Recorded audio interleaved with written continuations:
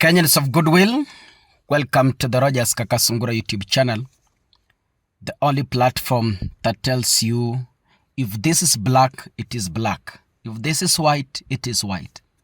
We tell you exactly as it is. We never sugarcoat. We tell it as it is, whether you take it or leave it. That is our stand in this particular platform. Today, William Ruto has exposed very dangerous information. And I know it's only a few with inner eyes who are able to comprehend and make judgments from his sentiments. Without much ado, I want us to listen to him, and then thereafter, I will come back for more information. Can we listen to William Ruto? Just to tell you,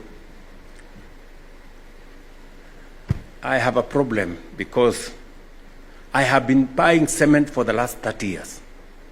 Every week. For 30 years. Even today. I do construction everywhere. If you go to my farm or I think even sometimes when there is nothing to construct, I break the one that is there so that I can construct another one. So I know what it means. I know what cement means. Yeah? And so investment in this sector is what is going to make us grow. This is very serious. This is very serious. And allow me to explain this statement to you. Number one, Ruto has confirmed is the chief destroyer of our country and our economy. I'll tell you why. He has said that even in his farm, when there is nothing to construct, he goes and destroys what is already constructed, even if that thing is in good condition. Ni amejisemea. Sio mimi nimesema. Na musiseme ninapika rice. Kaka, the best thing with my analysis, I always back it with evidence. Ruto amesema from his mouth. Vizuri sana. Amesema, I have been doing construction for the last 30 years on a weekly basis. He continues to say and says that look, when there is a day that I have nothing to construct, I just go demolish what has already been constructed. I construct a new one, even if what I'm demolishing is in its good condition.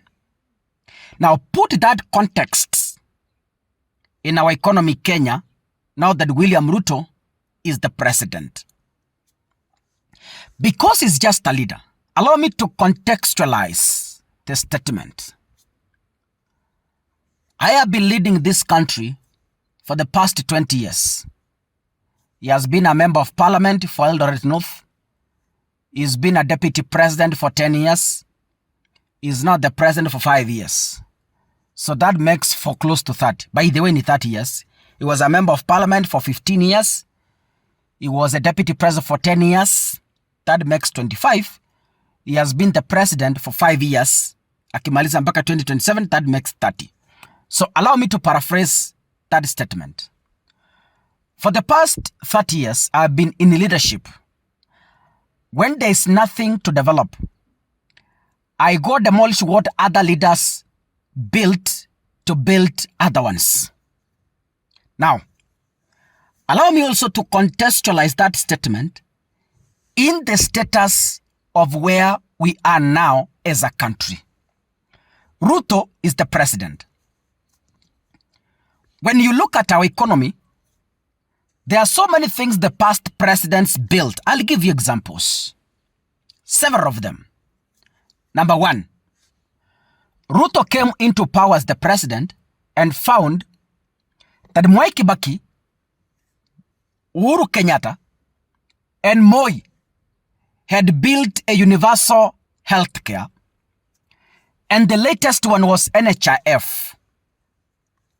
William Ruto demolished NHIF because there was nothing to do in health sector. Already Uhuru Kenyatta had done everything. Uhuru Kenyatta alikuwa ameleta NHIF. Margaret Kenyatta alikuwa ameleta even Beyond Zero campaign. Alikuwa ameleta free maternal health care. Alikuwa ameleta linda mama na kila kitu. So when Ruto came to power, akaona there is nothing to construct in the health sector.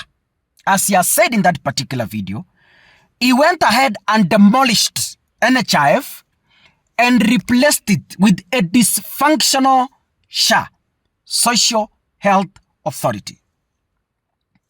You walk into a hospital today with a bill of 500,000.